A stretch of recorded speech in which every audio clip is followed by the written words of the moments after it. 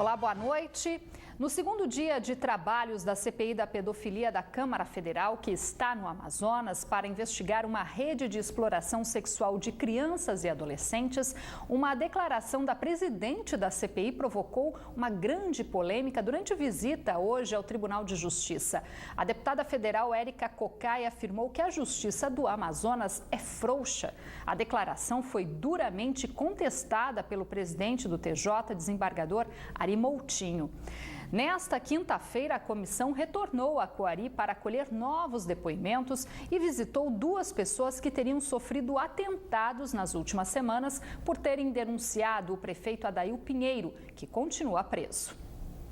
Nesta manhã, as deputadas da CPI se reuniram com o presidente do Tribunal de Justiça do Amazonas em Manaus para pedir rigor e agilidade no andamento de processos que envolvem o prefeito de Coari em crime de exploração sexual de crianças e adolescentes. Foi constatada aqui no estado do Amazonas uma morosidade do Poder Judiciário que é extremamente perigosa. E digo isso porque quanto mais moroso for um processo para atribuir responsabilizações, mais crianças estão vulnerabilizadas a uma lógica de roubo da própria infância e roubo da adolescência. Eu já estou mandando apurar pela Corregedoria Geral de Justiça para identificar os magistrados, os juízes ou desembargadores que não foram diligentes no trato das ações que envolvem esse cidadão que está sendo analisado no dia de hoje.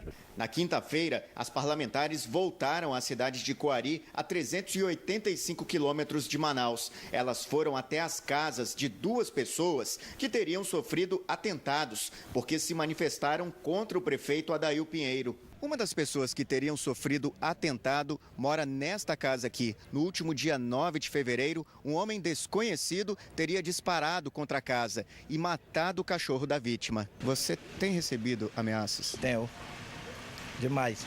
Que tipo de ameaça? Ameaça de morte, ameaça de querer invadir minha casa, várias ameaças. Quem te ameaça? É o grupo do prefeito aí. Ele trabalhou na casa de Adail Pinheiro e denunciou no ano passado parte do esquema de exploração sexual de menores na cidade e a realização de festas para atrair as meninas até o prefeito. Só queria novinha. Ainda dizia, traz um bebezinho para mim, de 12 a 13 anos. Quantas meninas menores de idade você viu passar por... Eu vi várias delas. Mais ou menos umas 15 ou 20 meninas.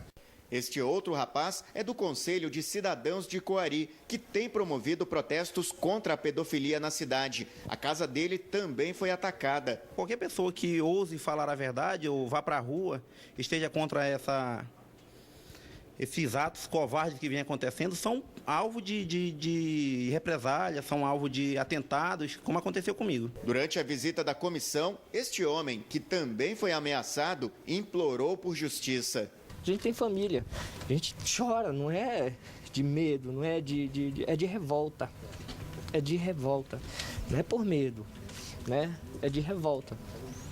Mas crendo que vai acontecer alguma coisa de fato, né? E que aconteça logo. A comitiva ainda foi até esta casa, na periferia de Coari. Ela pertence a Anselmo dos Santos, motorista de Adail, que está preso em Manaus. O local era um dos pontos usados para fazer orgias com meninas aliciadas pela suposta rede. É importante saber aonde que ele levava, que era o abatedouro do Adail, porque o que ele fazia com essas meninas é uma coisa muito perversa. A comissão parlamentar de inquérito colheu o depoimento de 6 pessoas. 2 delas são meninas. Elas confirmaram ter sido abusadas sexualmente por Adail Pinheiro. Há depoentes que disseram que estão com mais medo hoje, com mais ameaças do que quando o prefeito estava lá, porque uma série de pessoas que trabalham com ele se sentem ameaçadas de perder o emprego, estão tentando retaliar. Não há um controle. A qualquer momento pode acontecer uma tragédia em Coari. O prefeito de Coari está está preso em um quartel da PM em Manaus desde o último dia 8 de fevereiro. Mesmo assim, a CPI vai pedir a intervenção no município de Coari. O estado de terror continua no município de Coari, apesar da prisão do prefeito. E nós vamos solicitar a intervenção no município. A estrutura da prefeitura, nomeada, montada e alimentada por ele, ela continua funcionando para intimidar as pessoas, coagir, atentando contra a vida, numa expressão muito nítida da arrogância da própria barbárie. E agora há pouco, na Assembleia Legislativa aqui na capital, a comissão deu início à tomada de depoimentos de pessoas supostamente envolvidas em uma rede de exploração sexual de menores. Todas denunciadas na Operação Estocolmo, que, segundo a polícia, tinha a participação de empresários e políticos da capital. Os detalhes com Tamires Claire. Foram convocadas 20 pessoas para depor na Comissão Parlamentar de Inquérito aqui na Assembleia Legislativa do Estado. Mas desses, apenas 10 devem ser ouvidos hoje. Muitos apresentaram habeas corpus e foram liberados. Outros não foram encontrados na hora da intimação. A imprensa não teve acesso aos depoimentos, mas a relatora da CPI já adiantou que muitos disseram que vão permanecer calados durante todo o interrogatório. Mas nós vamos fazer o trabalho. Eu vou falar, vou interrogar, vou perguntar e o que der para fazer nós vamos fazer. A Operação Estocolmo foi deflagrada em novembro de 2012. 20 pessoas são acusadas de fazerem parte de uma rede de exploração sexual infantil aqui no Amazonas, entre eles políticos e empresários. Essa rede de turismo sexual, ela pode estar ligada até com uma rede internacional. E nós queremos saber, porque ali apontam até turistas que vinham já direto para programas com essas meninas que custavam até R$10 mil. Tamires Claire para o Band Cidade. A partir deste sábado, 3 novas linhas passam a utilizar a faixa exclusiva para os ônibus aqui na capital. Mas o sistema criado para organizar melhor o transporte coletivo na cidade ainda tem sido alvo de muitas críticas. Implantadas no início deste mês, as faixas exclusivas para os ônibus ainda dividem a opinião dos motoristas. Muitos questionam a quantidade de coletivos que ainda circulam em todos os lados da pista. Tá meio complicado devido às vias. Estão deixando só 2 mãos, aí a outra vai ficando pro ônibus, está complicando. Vai facilitar muito para o usuário de transporte coletivo. Já quem utiliza o transporte coletivo questiona a quantidade de linhas que utilizam a faixa exclusiva. Nós não podemos nos dar ao luxo de deixar uma faixa para 5 linhas de ônibus. Vocês imaginem aproximadamente 10 horas da manhã como está já engarrafado. A partir deste sábado, 3 novas linhas que antes utilizavam o lado direito da Constantino Neri também passam a circular pela faixa exclusiva, antes destinadas apenas aos articulados. Serão os ônibus das linhas 208, 219 e 225, que atendem o bairro Nova Esperança e os conjuntos Ileia e Augusto Montenegro. A gente tem que ganhar esse espaço para o transporte coletivo. Manaus não prioriza o transporte. Apesar da sinalização que alerta para a exclusividade das faixas, muitos condutores ainda desrespeitam a mudança. Motivo de reclamação também dos motoristas de ônibus que cobram a falta de fiscalização. É uma pena que muitos condutores de veículo não obedecem à sinalização do trânsito. Ainda de acordo com o Superintendente Municipal de Transportes Urbanos, o sistema está em fase de testes. Mas a partir do mês que vem, quando completar 30 dias, quem desrespeitar e utilizar a faixa exclusiva pode ser multado e ainda ganhar 5 pontos na carteira. É o início de uma série de projetos, uma série de coisas que a gente vai fazer em conjunto com o Manaus Trans. Alguns com um grau de dificuldade maior, outros com um grau de dificuldade menor. Por exemplo, uma faixa de ônibus na Recife, à direita, traz transtorno para o trânsito? Traz, só que com um grau menor. Mas é necessário? É.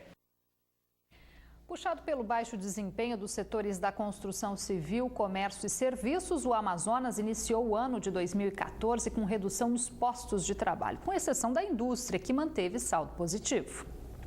Em janeiro de 2014, o estado do Amazonas sofreu uma redução de 2.658 postos de trabalho, um dos piores índices do Brasil na geração de empregos neste primeiro mês do ano. O baixo desempenho foi puxado pelos setores de serviços, com um saldo negativo de 914 postos de trabalho, da construção civil, com menos 940 postos de trabalho, e pelo comércio, que fechou 1.169 vagas. Esta vendedora diz que o movimento de clientes foi fraco no início do ano e, por isso, muitas lojas precisaram demitir funcionários. Nem as promoções e ofertas estão servindo de atrativo para os consumidores e muitas lojas permanecem com pouco movimento. As roupas a gente está tentando vender calça, bermuda, camisa e não conseguimos vender. E aí os nossos patrões estão reduzindo. Está tirando as vendedoras, já saíram 4 vendedoras, ainda tem mais 2 para sair. O presidente da Associação Comercial do Amazonas diz que as demissões no início do ano são normais por conta da dispensa dos temporários contratados durante o Natal. Porém, reforça que em janeiro deste ano, esse índice foi menor se comparado com janeiro de 2013. É natural no final em janeiro esse número serem diminuído, é natural. Mas se nós fizermos um comparativo com o ano passado, nós estamos positivos em 2,5%. Quer dizer, o número que nós temos que ter na cabeça é esse. Se houve crescimento de janeiro do ano passado, de 2013, para janeiro de 2014. No comércio, a previsão de novas contratações é para o mês de abril, por conta do Dia das Mães. Mas ainda não há uma expectativa com relação à Copa do Mundo. Já no setor da indústria, o saldo foi positivo, com a criação de 433 novas vagas de emprego no mês passado. Para o superintendente regional do trabalho do Amazonas, o bom desempenho da indústria foi impulsionado pelas empresas dos ramos de eletroeletrônicos. Hoje, toda criança quer um telefone celular, quer um smartphone. Hoje, as pessoas com a expectativa da Copa estão comprando televisores, estão renovando essa tecnologia. Tem a questão do consumo de energia, tem a mudança climática que também vem favorecendo o aumento da produção dos ar-condicionados também. Então, esses 3 segmentos vêm crescendo. Para os próximos meses, o MTE projeta um cenário positivo para o setor de serviços, mas a construção civil ainda deve amargar mais demissões. A construção civil aí, nós vamos ter ainda uma queda muito grande. As chuvas vieram, muitos projetos deixaram de sair do papel, muitas obras paralisaram e nós temos também o término das grandes obras, como a Arena, né? Que tem mais de 2.000 trabalhadores, esses 2.000 trabalhadores vão ser desligados agora. Então, no próximo mês, na construção civil, nós temos também uma queda, com certeza, aí. Mas nada que não possa melhorar, porque vamos ter o aquecimento para a Copa também na parte de hotelaria, na parte de bares e restaurantes e na parte de turismo, que a gente espera que venha puxar a geração de emprego. E veja a seguir aqui no Band Cidade, ossada humana é encontrada enterrada na região centro-sul de Manaus e ainda camelôs começam a ser transferidos a partir de hoje das ruas para galerias provisórias no centro da capital. Band Cidade volta já já.